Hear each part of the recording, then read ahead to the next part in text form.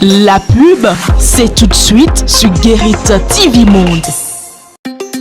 Une nouvelle émission sur Guérit TV Monde, La Position. Tous les mercredis à 21h sur votre web télévision.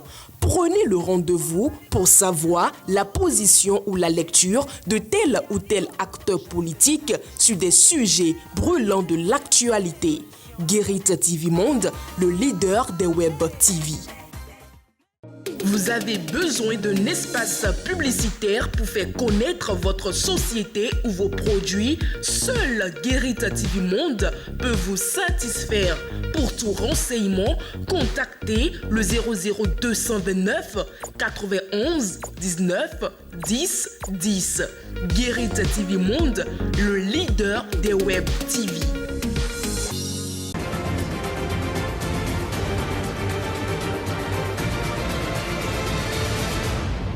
Guérit TV Monde, le leader des Web TV au Bénin.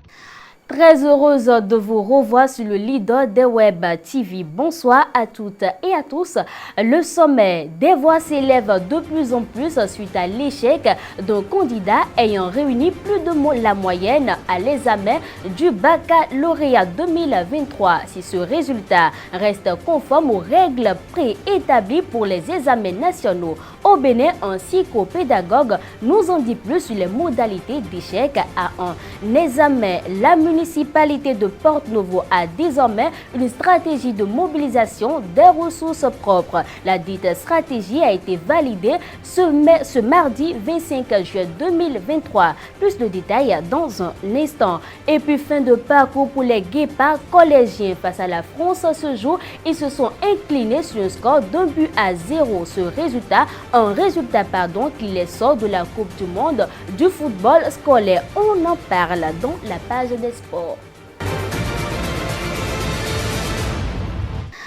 À nouveau, bonsoir. Le gouvernement béninois entend rénover plusieurs centres de santé sur le territoire national. La décision a été prise ce mercredi 26 juin 2023 en Conseil des ministres. Ainsi donc, plus de 600 centres de santé et centres hospitaliers puis universitaires seront réhabilités. La construction de 7 centres de santé est également envisagée. Par ailleurs, pour la sécurité des biens et des personnes, le gouvernement a décidé du recrutement de 1100 élèves agents au profit de la police républicaine. Sur un autre volet, à présent, l'échec du candidat ayant réuni plus de 11 de moyenne sur 20 à l'examen du baccalauréat fait polémique. Selon l'opinion publique, un candidat ayant composé et réuni une telle moyenne avec 0 en mathématiques ne mérite pas un tel sort. Mais pour le psychopédagogue Moussiou Moustapha, les principes préétablis en matière d'examen au Bénin n'ont jusque-là connu aucun changement. Ce résultat est donc normal en fonction des critères d'admission aux examens au Bénin. On l'écoute au téléphone de Latifat Kaweno. On ne peut pas dire que est-ce que tel vote est éliminatoire ou n'est pas éliminatoire. Ça dépend de chaque pays. C'est chaque pays qui fixe, n'est-ce pas, les critères de réussite. Alors si un pays adopte un critère, les candidats sont obligés de se conformer à ça. Et au Bénin, quels sont les critères de réussite au baccalauréat? Il y a un seuil qu'il faut franchir pour réussir. Je crois que c'est connu de tous. Et en supplément à cela, on dit qu'il ne faut pas avoir 0. Donc, il faut éviter d'avoir 0. En adoptant ce critère-là, c'est que la DOB veut amener les candidats à ne négliger aucune matière. Il faut qu'il y ait un minimum, soit de rendement de l'élève dans chacune des matières qui sont prévues pour cet examen-là. Docteur Moussiou Moustapha, dites-nous quelles sont les circonstances dans lesquelles on peut donner 0 à un candidat.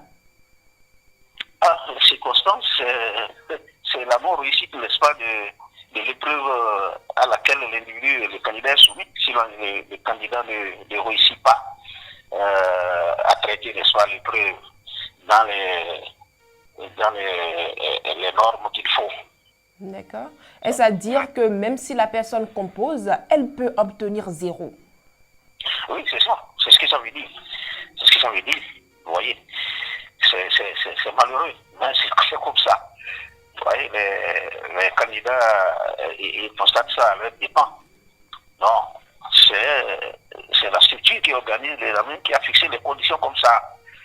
Vous voyez, dans un autre pays, vous aurez assisté à autre chose. Mais chez nous, ici, c'est comme ça. Cette règle-là, elle ne date pas d'aujourd'hui. Hein. Il n'y a pas d'exception à faire à des gars, même si la Mais chaque règle a toujours une exception. Si la paix de moyens et que le critère de frappe, il est frappé. Parce que si vous faites une dérogation à quelqu'un, vous serez obligé d'en faire à tout le reste. Sinon, vous serez taxé d'injuste. Donc, c'est comme ça. Maintenant, on peut se demander si c'est pertinent ou si ce n'est pas pertinent. Ça, c'est une autre question. Nouvelle avancée à la mairie de Porto-Novo sous la houlette du premier adjoint au maire de la municipalité, représentant du maire Chalmayan Yankoti. La mairie a adopté un nouveau plan de mobilisation propre de la dite municipalité. C'était ce mardi 25 juillet 2023 à la faveur d'une séance de présentation du document traçant le nouveau plan. Charles Albondawi, Latifat Kaweno. Séance de validation de la stratégie de mobilisation des ressources propres. Le document rédigé grâce à l'appui du programme Participe Odel a été présenté au cadre technique de la mairie à la faveur de cette rencontre tenue à la salle de délibération de l'hôtel de ville. En qualité de représentant du maire Chalmayan Yankoti, le premier adjoint au maire a ouvert la séance. Et au cours de cette séance, nous allons partager ensemble la proposition du consultant et s'il y a encore des amendements à faire, nous avons intérêt à les faire tout de suite et pour qu'à la fin de cette séance, nous disons que la ville de Porto-Novo a déjà son document de stratégie de mobilisation des ressources propres. Il s'en est suivi la présentation du document par le consultant commis à cette tâche. Après les amendements que les différents participants ont apportés au document, il a été validé par acclamation. Voilà. Et nous sommes vraiment sidérés par le document. C'est un document qui va vraiment nous aider. Parce qu'aujourd'hui, nous avons vraiment un souci. Comment booster la mobilisation des ressources. Parce qu'il y a des communes qui sont en train de nous chasser aujourd'hui, qui veulent nous dépasser, alors que c'est la capitale du Bénin. Donc ça nous crée des soucis tous les jours. Je pense que ce document-là est venu à point nommé pour nous aider à mobiliser davantage les ressources. Et ce qui est de notre ressort en tant qu'élus, nous allons essayer d'accompagner véritablement pour que les objectifs soient atteints. Nous sommes en train de rassurer comme ça. Participe au DER que cette initiative qu'elle a prise ne sera pas une initiative vaine. Pour la charge du programme Participe Odel, il est primordial pour une commune de disposer d'une stratégie de mobilisation des ressources propres pour un meilleur investissement. Un pareil document qui a une boussole, nous ne pouvons pas booster les questions de mobilisation de ressources. Pour investir dans les questions de promotion de l'emploi et dans les questions de promotion de l'économie, construire par exemple les infrastructures marchandes, construire des infrastructures à caractère économique, il faut que la commune puisse maîtriser sur son territoire sa matière imposable. Donc c'est en cela que ce document est vraiment important. Et aujourd'hui, nous parlons de mobilisation des ressources propres, qui est non seulement composée des ressources fiscales, mais aussi des ressources non fiscales, qui ne sont pas encore assez connues. Donc le document vient éclairer ces différents aspects et donne aussi des orientations. Avec la validation de cette stratégie de mobilisation des ressources propres, la mairie de Porto-Novo est certaine d'avoir un dispositif de mobilisation des ressources propres moderne et performant dans l'horizon 2026. Hors de nos frontières, à présent, de vives tensions ont été enregistrées dans la matinée de ce mercredi 26 juin 2023 au Niger. Le président nigérien Mohamed Bazoum a été interdit d'accès à la présidence du pays par la garde présidentielle. S'agit-il d'un mouvement d'humeur ou d'une tentative de coup d'État? Plus des détails dans cet élément que voici. Tôt dans la matinée de ce mercredi 26 juillet, les abords de la présidence nigérienne étaient bloqués par des éléments de la garde présidentielle. Si certaines sources évoquent un mouvement d'humeur, d'autres n'hésitent pas à parler de tentative de coup d'État contre le président Mohamed Bazoum. Cette situation préoccupante a contraint le chef de l'État nigérien à négocier avec les mutins dont le nombre demeure encore inconnu dans sa résidence à Niamey. Selon un de ses proches, Mohamed Bazoum, qui est accompagné de son aide de camp et de plusieurs membres de sa sécurité rapprochée, est sain et sauf. Il n'est pas retenu en otage, a tenu à préciser la présidence. La présidence du Niger, en réagissant sur les réseaux sociaux, a affirmé que des éléments de la garde présidentielle GP avaient engagé un mouvement d'humeur anti-républicain et tenté en vain d'obtenir le soutien des forces armées nationales et de la garde nationale, tout en réaffirmant que Mohamed Bazoum et sa famille se portent bien. La présidence met en garde les mutins. Je cite, « L'armée et la garde nationale sont prêtes à attaquer les éléments de la garde présidentielle impliqués dans ce mouvement d'humeur s'ils ne reviennent pas à de meilleurs sentiments. » Fin de citation.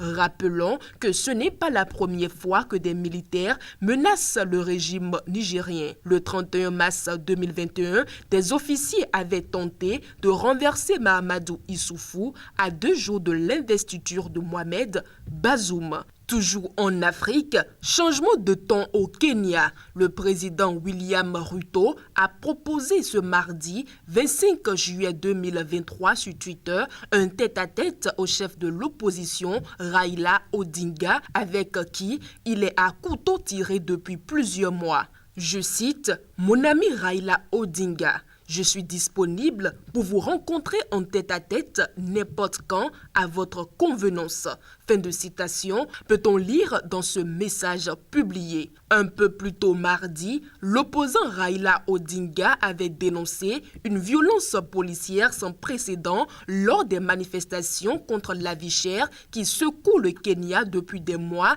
et accusé William Ruto de mener une politique économique inefficace, voire de nature à aggraver encore l'état des finances du pays, selon lui. L'opposant est à l'origine d'une mobilisation contre la nouvelle loi de finances qui prévoit une hausse des taxes. La coalition Azimio de l'opposant Raila Odinga a appelé ce mercredi à des défilés éveillés de solidarité pour les victimes des violences policières et affirme avoir recensé au moins 50 personnes tuées depuis le début du mouvement de protestation en mars. Le ministère de l'Intérieur a refuté ces accusations dans un communiqué et estime que les allégations, je le cite, d'exécution extrajudiciaire et ou de recours excessif à la force sont malveillantes, fausses et destinées à tromper l'opinion publique. Fin de citation. La Commission nationale kenyane des droits de l'homme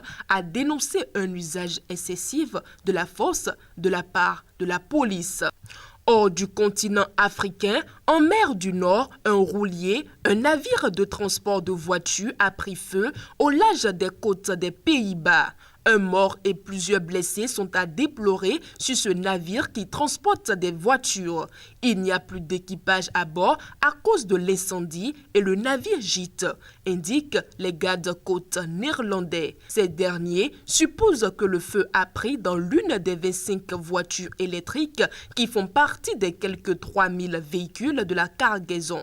23 marins composent l'équipage de ce navire. Ils ont tenté sans succès de circonscrire l'incendie. L'un d'entre eux est mort et les gardes-côtes néerlandais ont donné l'ordre de quitter le navire à 2 heures du matin. Au moins 7 membres d'équipage ont sauté par-dessus bord et ont été récupérés dans l'eau. Les autres ont été secourus par l'hélicoptère. Les marins blessés ont été transportés pour être soignés dans 2 villes septentrionales.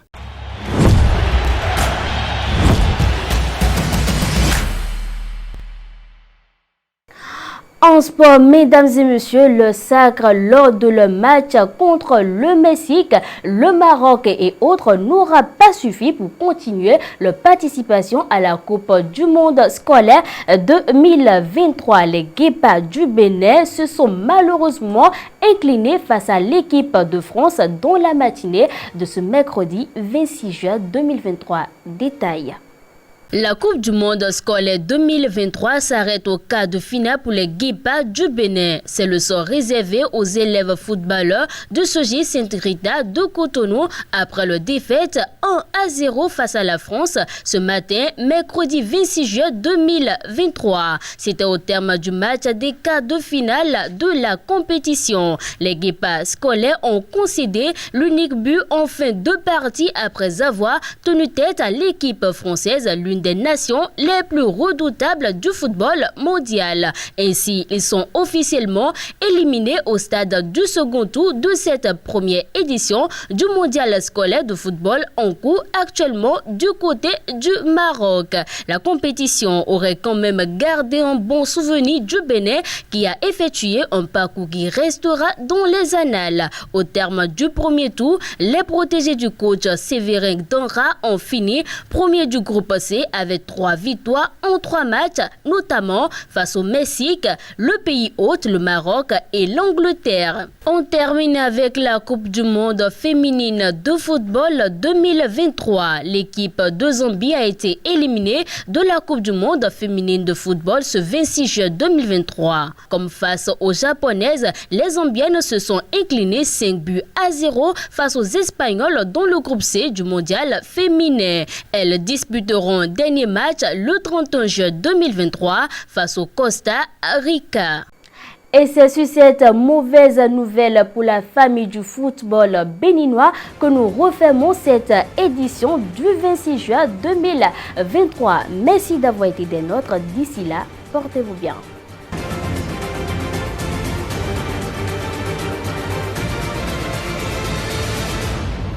Guéri TV Monde, le leader des Web TV au Bénin.